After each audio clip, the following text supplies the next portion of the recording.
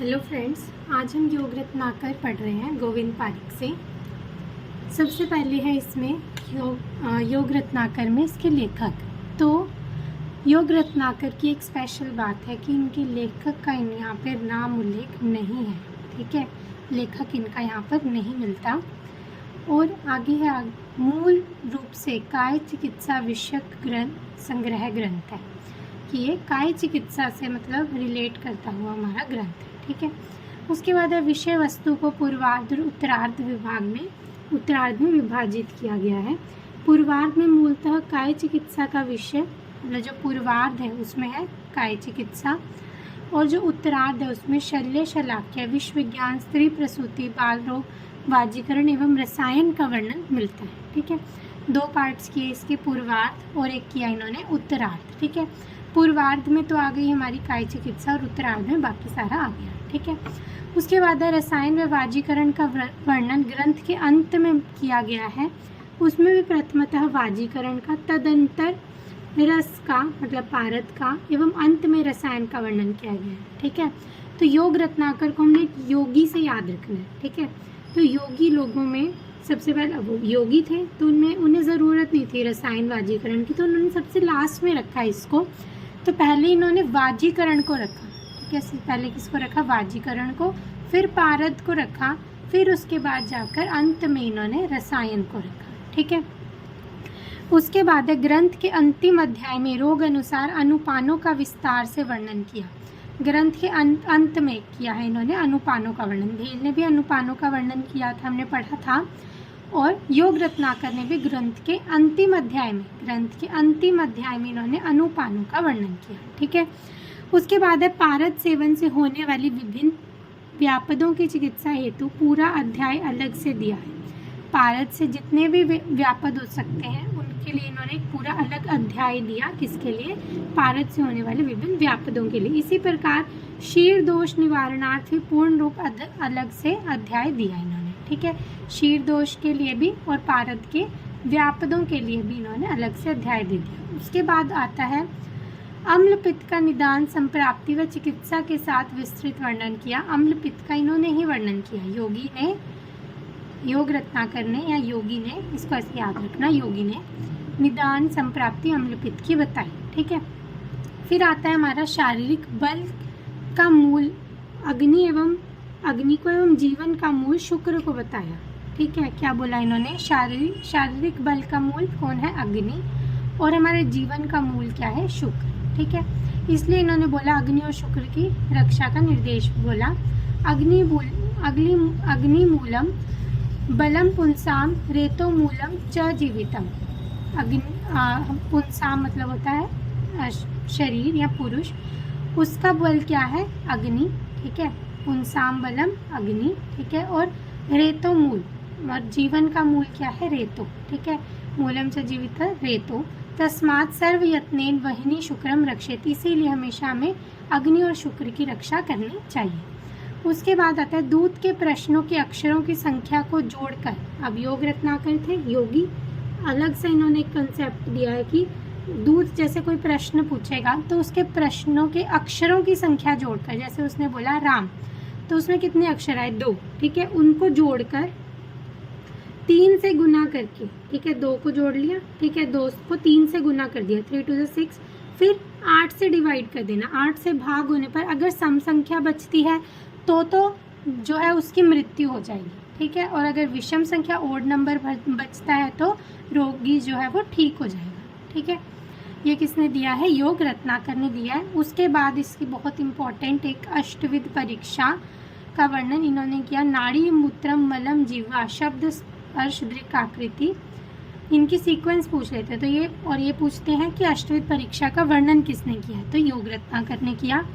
उसके बाद आता है आगे स्त्री के वाम हस्त की एवं पुरुष के दक्षिण हस्त की नाड़ी के परीक्षण का निर्देश इन्होंने किया। ये नहीं है कि मतलब किसी की भी ऐसे हाथ पकड़ लेना। जो स्त्री है उसकी तो वाम हस्त की लेफ्ट नाड़ी हमने देखनी है और पुरुष की राइट हस्त की नाड़ी हमने देखनी है। ठीक है, उसके बाद नाड़ी का ज्ञान प्रभात काल में 1 प्रहर तक करने का निर्देश दिया। इन्होंने क्या बोला कि नाड़ी का ज्ञान प्रभात काल में 1 प्रहर तक करना है। ठीक है, उसके बाद वात की नाड़ी में ब्रह्मा, वात वाली नाड़ी में कौन होंगे? ब्रह्मा। पित्त की नाड़ी में शंकर, शंकर जी को गुस्सा आ जाता है, पित्त की नाड़ी में शंकर। और कफ की नाड़ी में विष्णु, विष्णु जी को निद्रा बहुत आती है तो वो कफ की नाड़ी में विष्णु जी का स्थान इन्होंने बताया। उसके बाद इन्होंने बोला नाड़ी परीक्षण 3 बार करने का निर्देश इन्होंने बोला। नाड़ी परीक्षा हमने 3 बार करनी है। उसके बाद है मूत्र की परीक्षा हेतु तेल बिंदु परीक्षा का वर्णन इन्होंने ही किया। मूत्र की परीक्षा भी इन्होंने बताई और उसका नाम क्या दिया? तेल बिंदु परीक्षण। इस हेतु मूत्र को रात्रि के अंतिम पहर में 4 घड़ी शेष रहते रोगी को उठाकर मूत्र संग्रहण का निर्देश दिया। तदंतर उस मूत्र का सूर्योदय होने पर परीक्षण किया। संग्रह तो हमने कब करना है? रात्रि के अंतिम पहर में। और परीक्षण कब करना है? सूर्योदय होने पर। ठीक है। फिर लिखा है मूत्र में तेल की बिंदु डालने पर अगर वह तेल पर फैल जाए तो रोगी साध्य नहीं होगा, असाध्य होगा। अगर नहीं फैली तो कष्ट साध्य। अगर वो जो मूत्र है उसमें तेल की बिंदु के मूत्र में अगर तेल डूब गया तो रोग जो है वो असाध्य हो जाएगा। ठीक है। तो अब इसी पेज में से कैसे क्वेश्चन आ सकते हैं? पहला क्वेश्चन, योग रत्नाकर में के लेखक का नाम बताइए। ऑप्शन होंगे तो उसमें से जो नहीं होगा वो होगा क्योंकि इसका नाम उल्लेख नहीं है। सेकंड क्वेश्चन कि योग रत्नाकर में मूल रूप से किस विषयक संग्रह ग्रंथ का उल्लेख किया गया? तो काय चिकित्सा का। फिर आएगा क्वेश्चन योग रत्नाकर में कितने विभागों में विभाजित किया विषय वस्तु को? पूर्वार्ध और उत्तरार्ध में। फिर क्वेश्चन पूछ सकते हैं पूर्वार्ध में किसका वर्णन है, उत्तरार्ध में इनमें से किसका वर्णन है। ठीक है। और रसायन का वर्णन कहाँ पर आया है, या फिर सीक्वेंस भी पूछ सकते। हम यही पेज रिवाइज करते हैं। शीतकाल में क्या था हमारा? कुमकुम, चंदन और काले अगर का लेप था। उष्ण काल में चंदन के साथ कर्पूर और सुगंध वाला आ गया था। वर्षा काल में हमारा चंदन के साथ केसर और आ गया था हमारा मृगना भी। ठीक है। उसके बाद हमने 8 मांगलिक वस्तुएं पढ़ी, ब्राह्मण, गो, अग्नि, सुवर्ण, घी, सूर्य, स्त्री और राजा। ठीक है। उसके बाद हमने ताड़पत्र से बने पंखे की हवा त्रिदोष नाशक पढ़ी, बांस की पढ़ी रक्तपित्त का प्रकोपक, और वस्त्र और मोरपंख वाली पढ़ी त्रिदोष नाशक और हृदय के लिए अच्छी मानी गई है। हेमंत व शिशिर में इच्छा अनुसार, वसंत व इच्छानुसार और शरद में 3-3 दिन पर, और वर्षा में और ग्रीष्म में 15-15 दिन पर सहवास का निर्देश दिया। शीतकाल में रात्रि के समय, ग्रीष्मकाल में दिन में, वसंत में दिन या रात्रि में एवं वर्षा काल में मेघ गर्जन होने पर सहवास करने का निर्देश दिया। उसके बाद है हमारा शुक्ल पक्ष में स्त्रियों के वाम अंग में और कृष्ण पक्ष में दक्षिण अंग में कामदेव का निवास रहता है। ठीक है। उसके बाद हमने पढ़ा था प्रातः काल उठकर 8 प्रसृति जल पीना चाहिए और नासिका से 3 प्रसृति जलपान का निर्देश दिया गया है।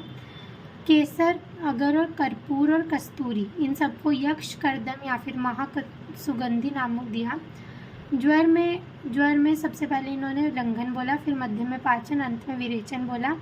मंथर ज्वर एवं दुर्जल जनित ज्वर का वर्णन किया। शीतोपलादी चूर्ण का वर्णन विषम ज्वर रोग के अंतर्गत किया। शोफतिसार की चिकित्सा का वर्णन किया।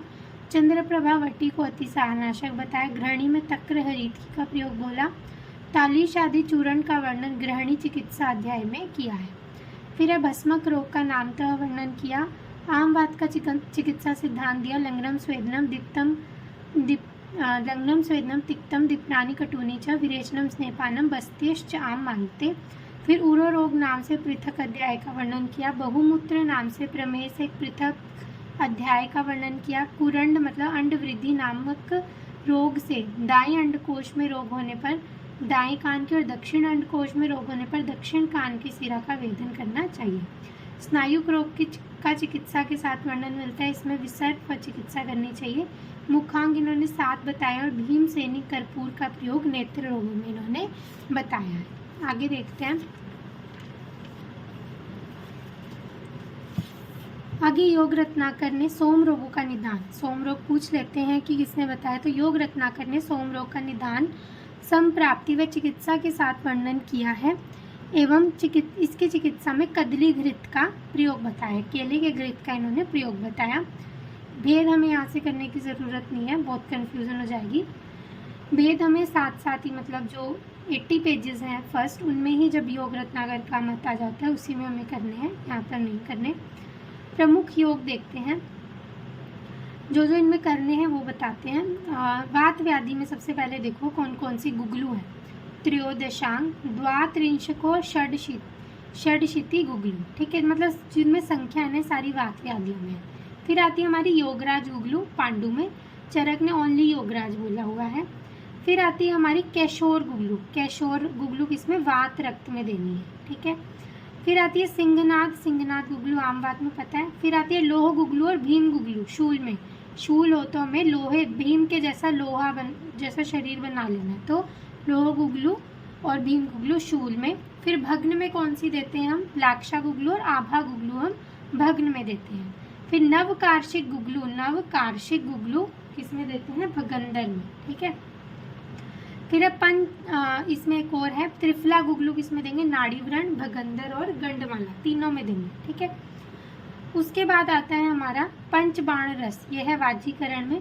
और वाजीकरण में इधर ही साइड में दिए हुए हैं और भी, और वाजीकरण में कौन कौन से दिए हुए हैं, वानरी गुट्टिका, अमृत भल्लातक, चंद्रोदय रस और महाराज वटी, ये सारी किसमें है, वाजीकरण में ही है।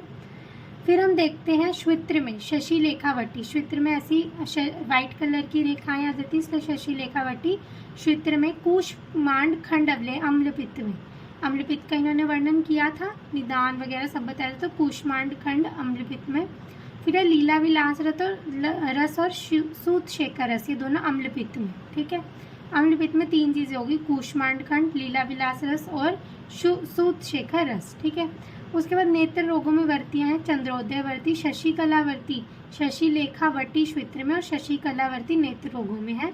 चंद्र प्रभावर्ती बोली, और एक बोल परपटी हमें याद रखनी है, रक्त प्रदर में, ठीक है। रस रत्न समुच्चय ने बोल परपटी जो हमारी रक्तपित्त में बताई, इन्होंने रक्त प्रदर में बताई है, ठीक है। रिवाइज करते हैं पेज। सोमरोग का निदान, संप्राप्ति, चिकित्सा का वर्णन किया और कदलीघृत का प्रयोग बताया। जितनी भी संख्या वाली गुगलू थी वो वात व्याधि में, योगराज गुगलू पांडु में, केशोर गुगलू वात रक्त में, सिंहनाद आम वात में, लोह गुगलू भीम गुगलू शूल में, त्रिफला गुगलू नाड़ीव्रण भगंदर और गंडमाला में, लाक्षा गुगलू और आभा गुगलू भग्न में, नवकार्षिक गुगलू भगंदर में।